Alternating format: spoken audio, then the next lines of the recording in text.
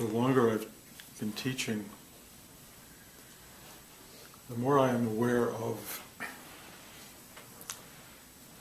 something I would call, I suppose, stages of unfolding in people's practice.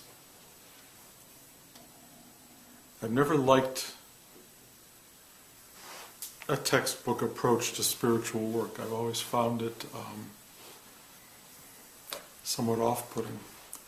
I've always thought of it as being a very organic process and very much individualized, so that every person is on their own very specific path to selfhood. But I've watched it now for quite a while, and I realize it's such a short journey, really, in terms of distance traveled. But it takes at least a lifetime, and I know there are schools of thought that think it's multiple lifetimes. I mean, I understand why you would think it was multiple lifetimes, because for some people, the journey made in any individual life is so minuscule.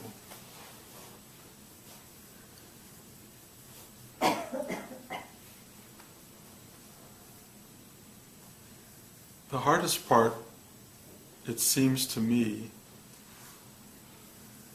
is being convinced that there is a spiritual journey at all.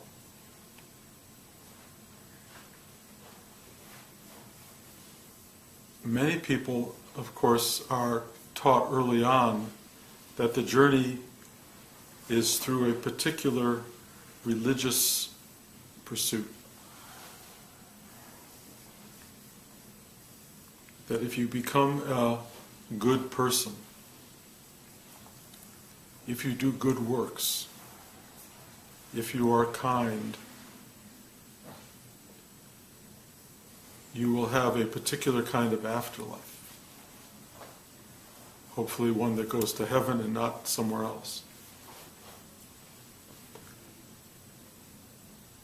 The idea of a individual, personal, spiritual unfolding is not always presented in religious life. It's really follow the dictates of the church or the synagogue or the mosque, and you will find something better afterward.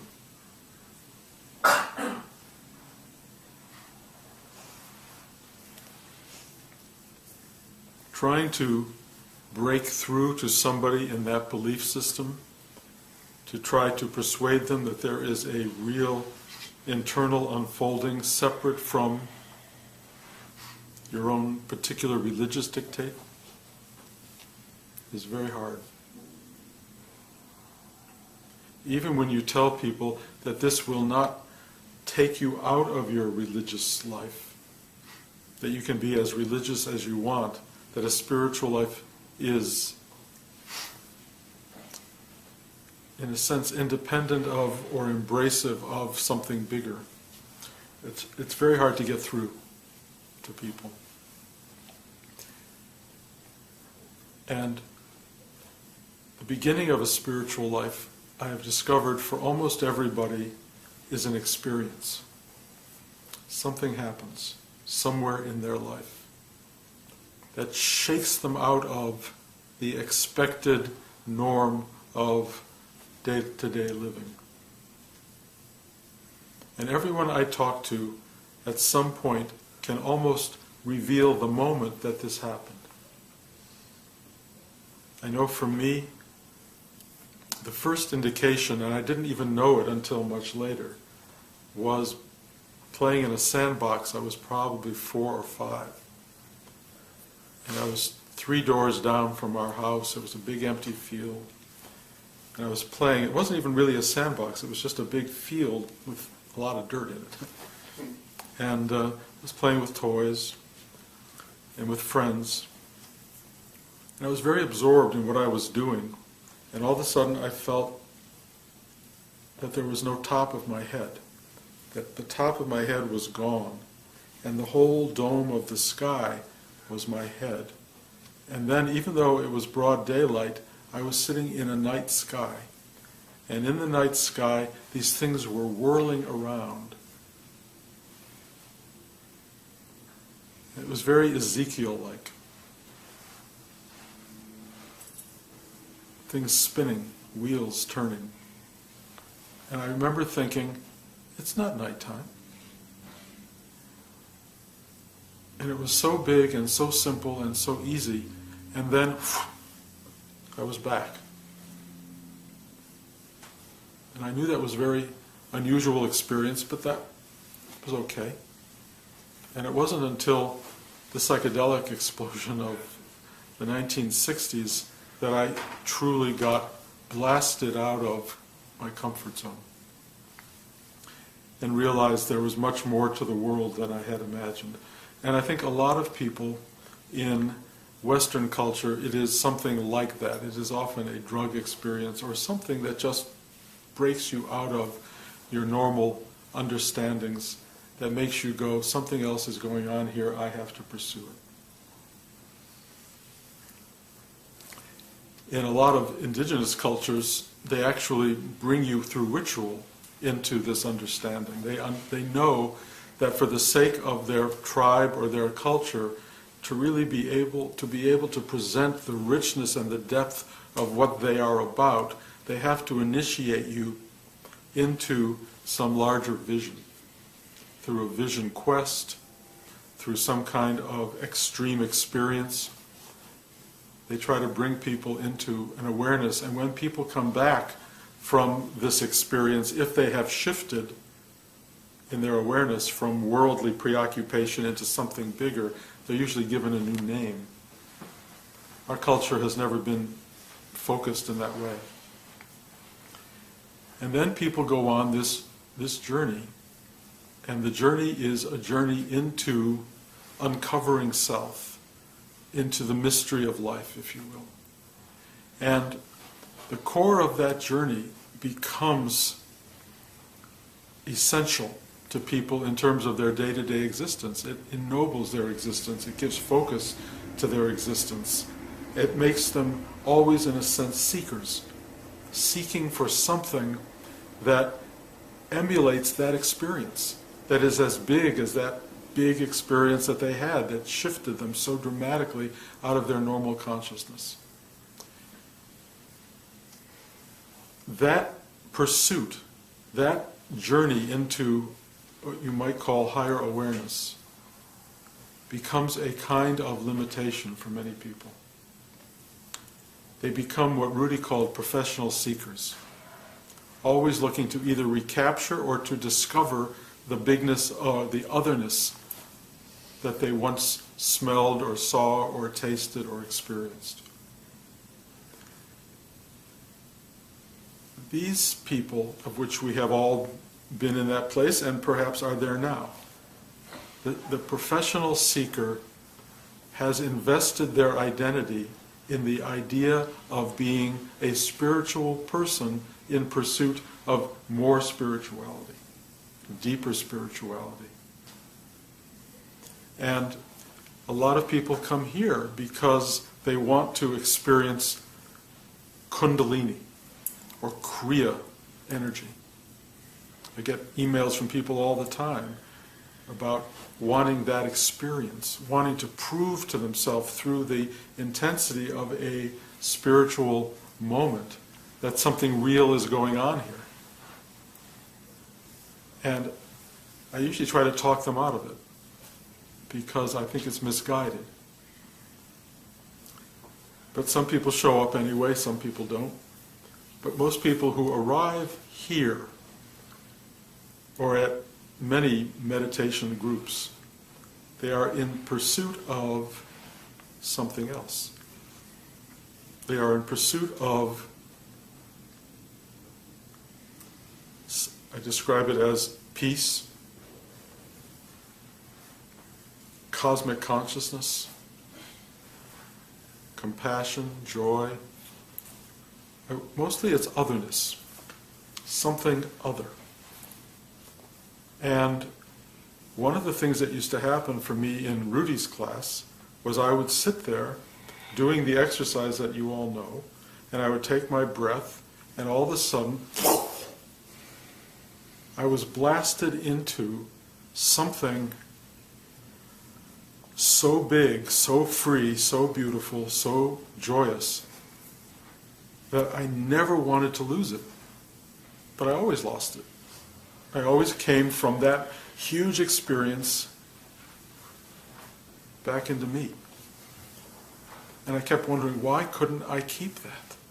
Why can't I have that all the time? Why isn't that exquisite cosmic consciousness endlessly available? And there were times where I would work and I would get it, and it would be there when I was done with my class. I would walk home in New York and I'd feel it walking through the streets of New York. I would feel when I went to bed at night that I was filled with this beauty and this glorious awareness. Sometimes I would wake up in the morning and it was still there. And then I would get on the subway to go to work and it wasn't there when I got to work. It was gone. And I didn't know what had happened and what did I do wrong. And it must have been something on the subway. Something, maybe somebody took it. I couldn't figure it out.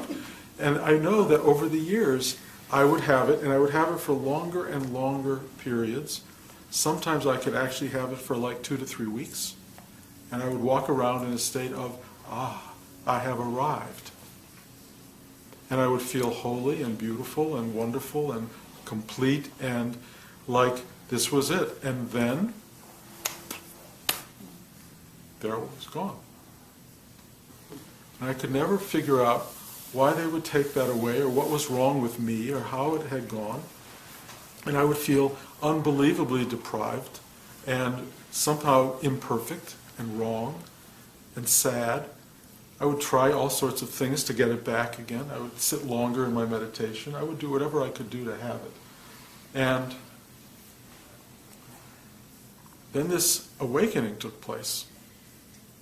And that was really interesting, because everything fell away. There was no pursuit of, there was no attainment of, there was no reaching for.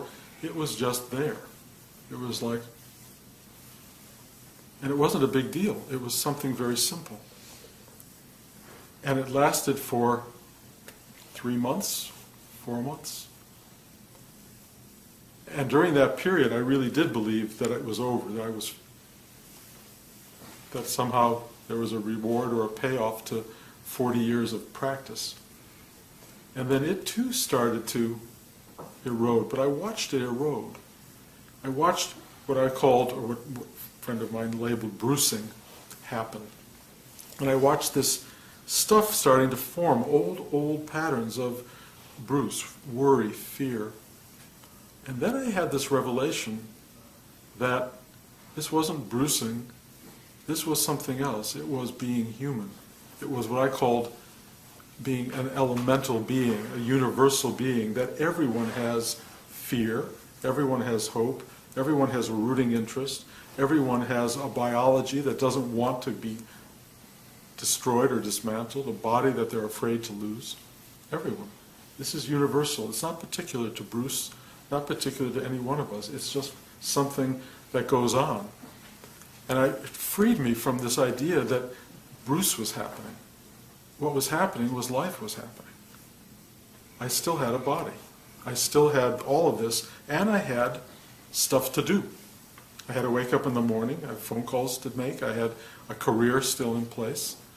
And I realized this whole idea of the Buddhist teaching, before enlightenment, chop wood, carry water. After enlightenment, chop wood, carry water. You still had your worldly work to do. It was still there, and you still had elements of you that were still there, and more elements than you would like to think of. A lot of the debris, if you will, was still kind of lying around.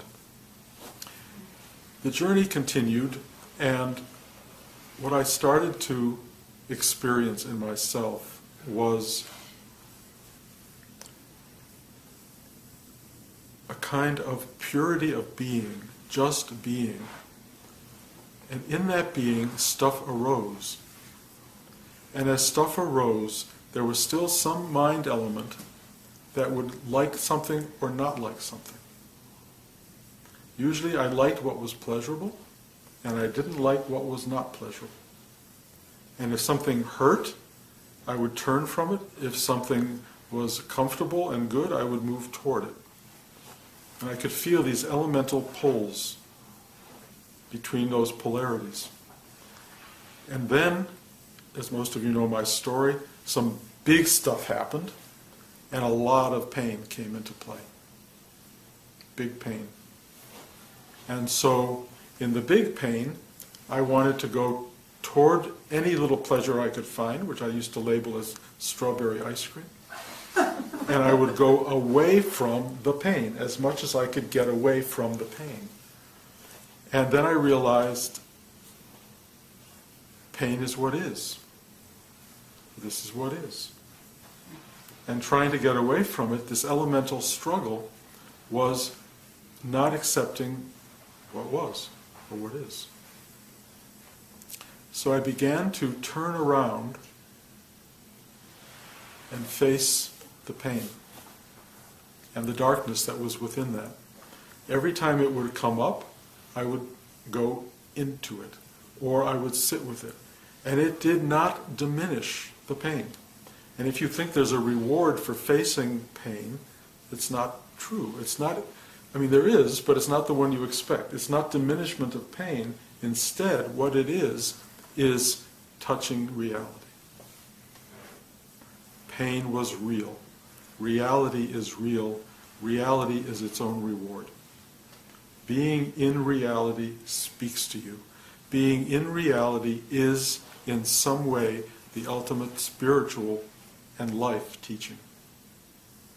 Most of us are not living in reality. We are living in running toward the pleasure and avoiding the pain. I mean, and that is real, but we're totally unconscious. We're just moving toward the thing that will keep us away from the thing that hurts. The problem with that is if you don't touch the thing that hurts, you're not going to get the advantage of the growth, and growth is a weird word here, but the unfolding that occurs when you live in that space. Real spiritual work has now come to me in a sense, not as meditating and trying to reach for cosmic consciousness, joy, bliss, or whatever, because although you can have them and although you'll get them, they're not going to last long. And if they do last for a very long time, they are there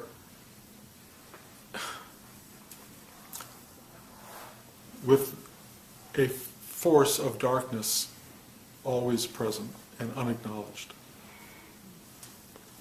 It's called yin-yang. It's the balance of life. And the unacknowledged darkness will ultimately come into your life. It has to. I always tell people who think they have transcended darkness, I say, hold your breath for 4 minutes.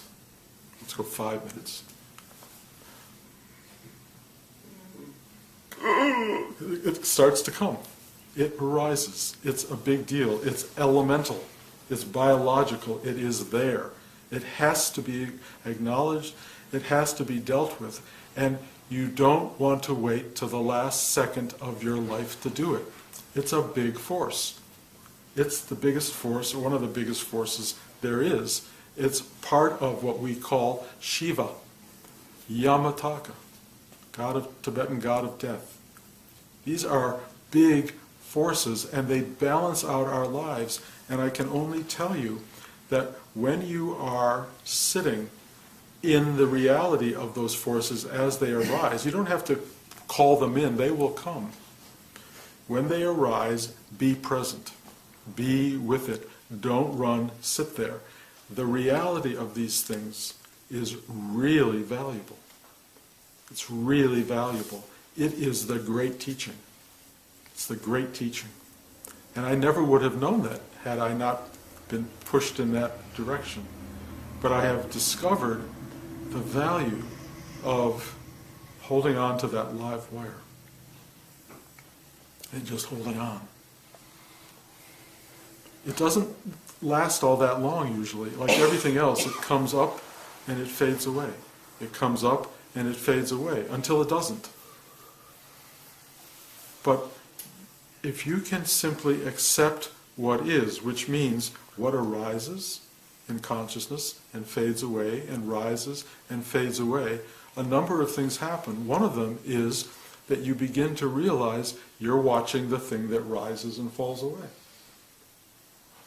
Who's this person that's watching? You are. You're watching. You're experiencing. You are touching the world. You are touching life. A lot of people want to think that none of this is real. For me, that's not the experience. This is unbelievably real. Unbelievably, moment to moment, real. And if you can be present with what's real, the vastness of your truth will be amazing. Everything you've been looking for in spiritual life will come to you. But it doesn't come to you by trying to get away from the world. It comes to you by being in the world, by living every minute. It comes to you by living and accepting each thing that arises. And of course, stuff's going to arise that you're going to think, oh, it should be different. It should be other. I'm a good person. I shouldn't have to suffer. Bullshit.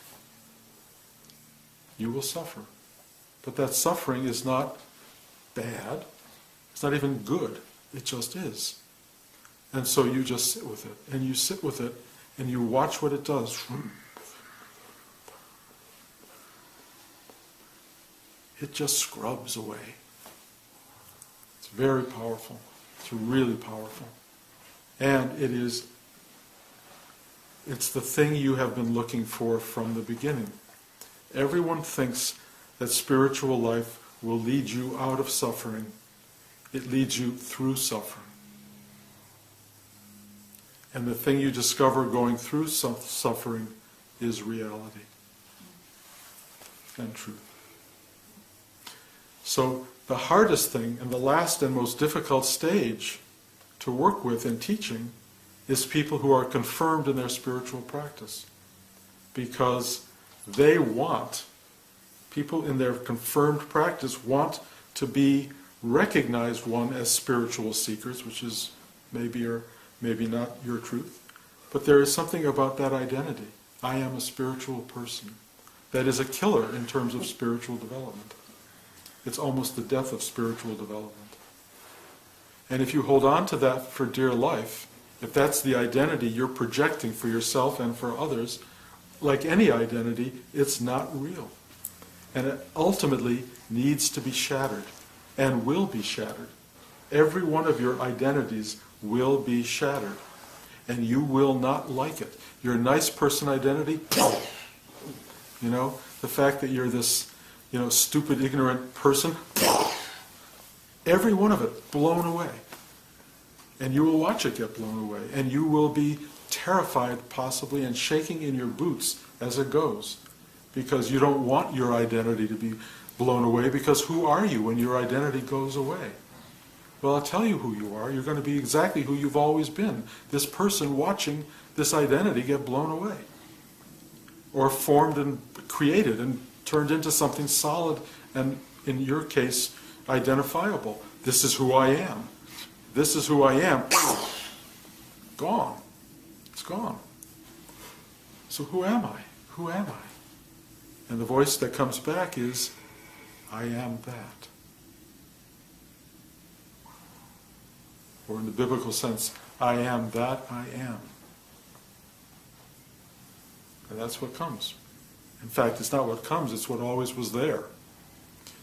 The identities are blown out of the water, and it may change everything in your life, by the way. It may change everything. It's shocking how much it blows away, and then some stuff comes back, some stuff stays blown away. But you're free to be who you are, which is this elemental entity. It's who you are. And you'll be that until they come and take your body away. And that body will be taken away, and everything that goes along with it. And it doesn't mean because you've led a spiritual life that you're going to be, oh, here, take my body. Because nobody wants to give up their body very much. It's usually a painful experience. And we all elementally don't want that. But it will be just another thing that occurs, that arises. And you will go through it, hopefully, with some grace.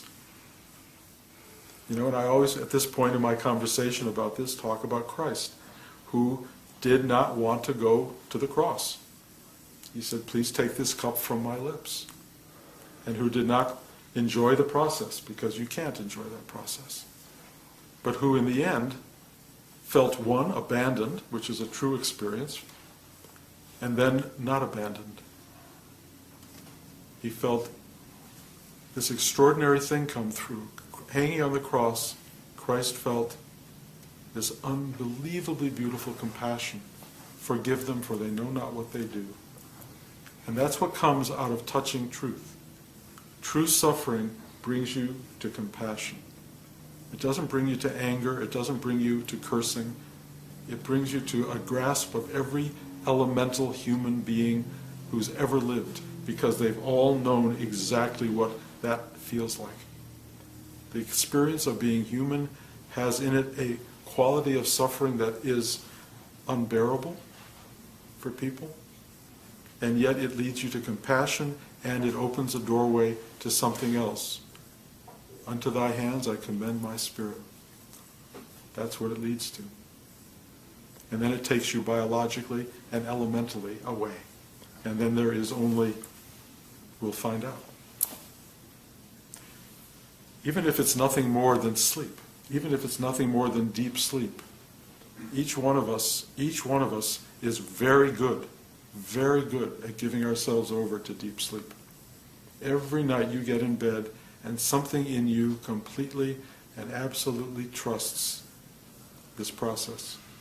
You just go, you give yourself over, and the joy of that is extraordinary. And when you get to deep sleep, you don't even know that you exist. You don't know anything, but it's a good place. And we're all headed there on some level. We practice it daily. So, the spiritual journey that we're all on doesn't take us anywhere but to here. The only place you are going to end up is right in this moment. You cannot be anywhere else in any real sense, but you can be somewhere else in your mental and emotional sense. You can actually, while you're here, deny being here. Be somewhere else. I can't live in this pain. I can't live in this place. Get me out of here. Stop the world. I want to get off. That is the real spiritual journey for most people. They want out. You can't get out. You can only get in. You have to go through the inward door into self. And the inward door passes through what is. And if you are not living in what is, you're living in what isn't. You're in denial, and you're not in touch with the forces of life that brought this moment into being. Trust me, a lot of energy goes into making this happen, to making you happen in it. And either you are saying yes to it or no, and at some point, I don't know how it happens, the yes takes place. Even for people struggling to go to sleep at night, somewhere along the way, 4 a.m, after all that stupid struggle, you fall asleep. It takes over. It wins. It wins. And you're happy it wins. So, I work with each of you, have worked with some of you for as much as 20-some years. Some of you are still fighting the struggle you were fighting 20-some years ago. Some of you are still holding on to exactly the same pattern, and you're not comfortable in it. I can feel the lack of comfort. I feel the days it breaks down and the days it comes back. The only thing I can say, and I think this is important, is that a spiritual life is something that doesn't sleep in you. It's always there. It's there in the shower. It's there when you're driving your car. It's there walking down the street. It might even come up when you're reading a novel or watching a movie. This thing that's innately spiritual, that knows, that's seeking, that wants, that's reaching.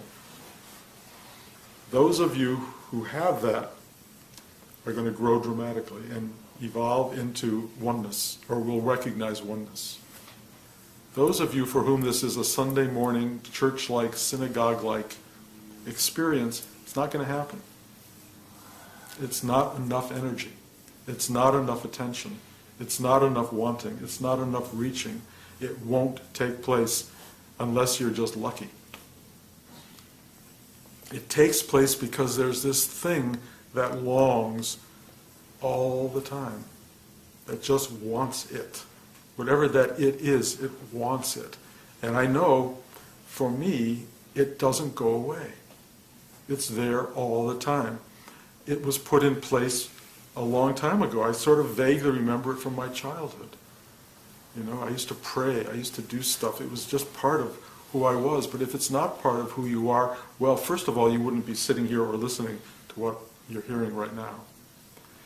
But it's got to be a constant. It's got something you have to reinforce. You can't constantly forget it and remember, oh, Sunday I got to get in the car and go to Bruce's. That's not it. Not going to work. You have to find a deeper connection to this. One thing that will give you a deeper connection is really big suffering.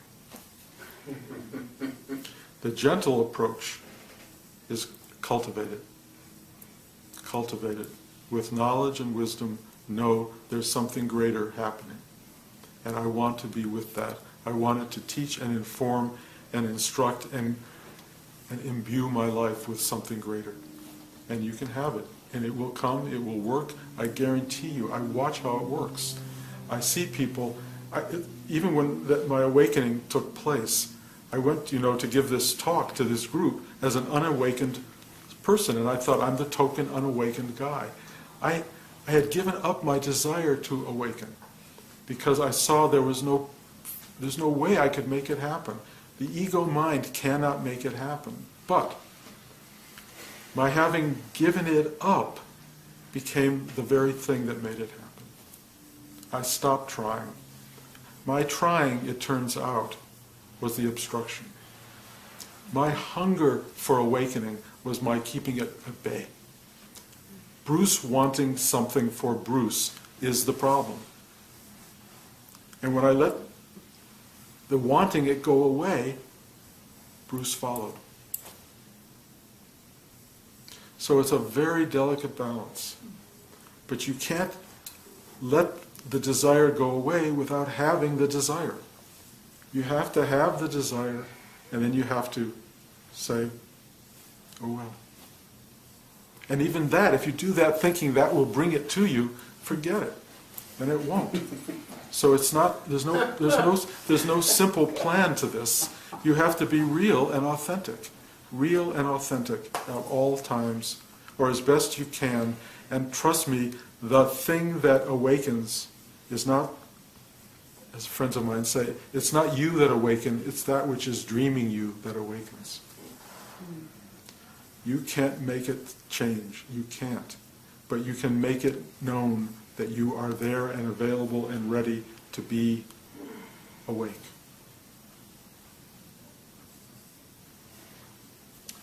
Let me also, one last thing, say this, and then I'll stop.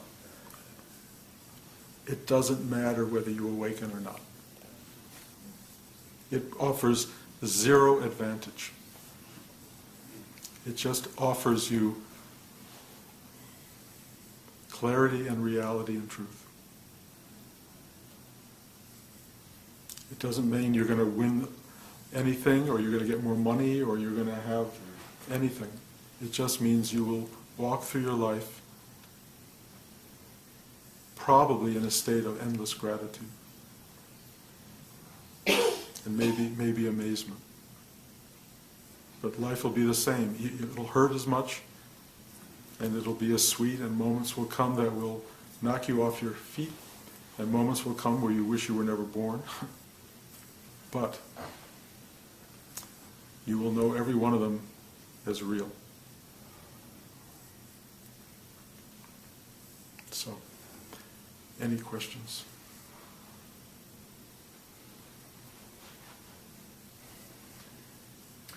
What's the difference between sincerely wishing to grow and wanting a deeper spiritual life?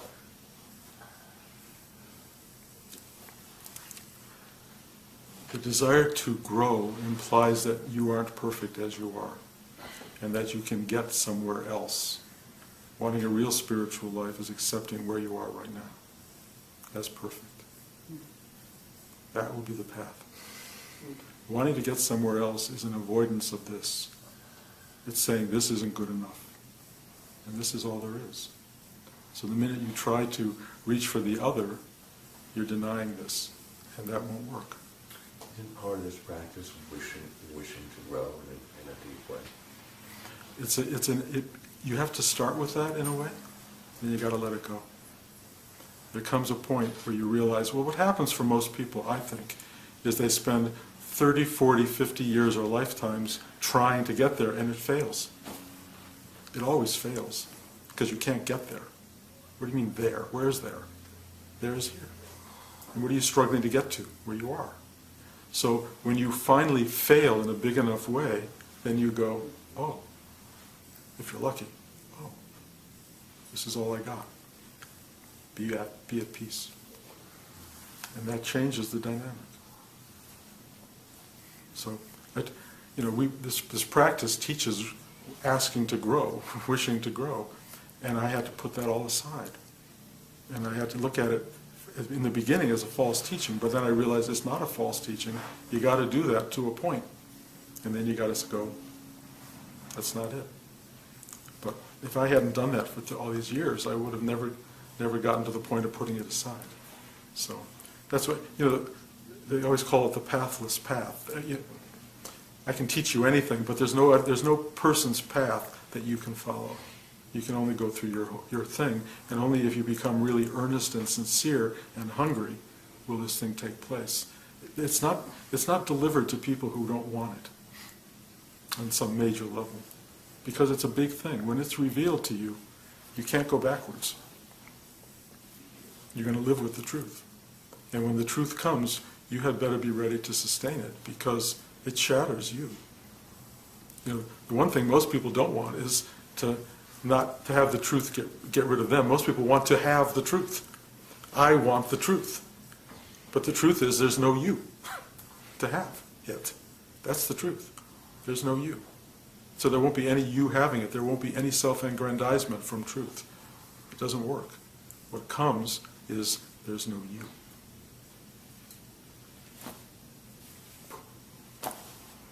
Live with that. It's actually beautiful. Except when it's not. Anybody else?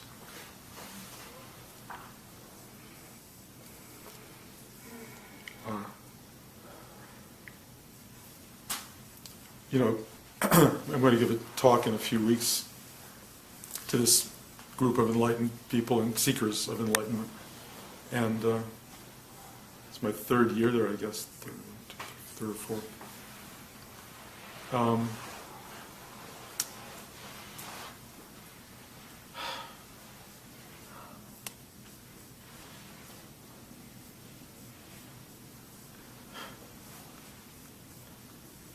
Everyone there has questions. All they do is talk. All they do is have questions. I don't know that that's a bad thing, but I'm always amazed that very few people here have questions. And all I can say is, if you really don't have questions, that's great. Fine.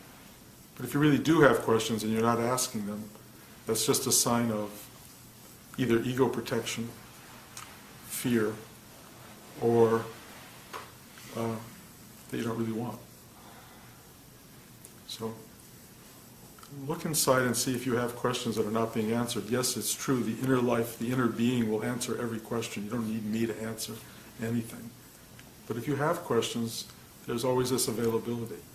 There's someone to talk to. Just remember that. Okay, thank you, guys.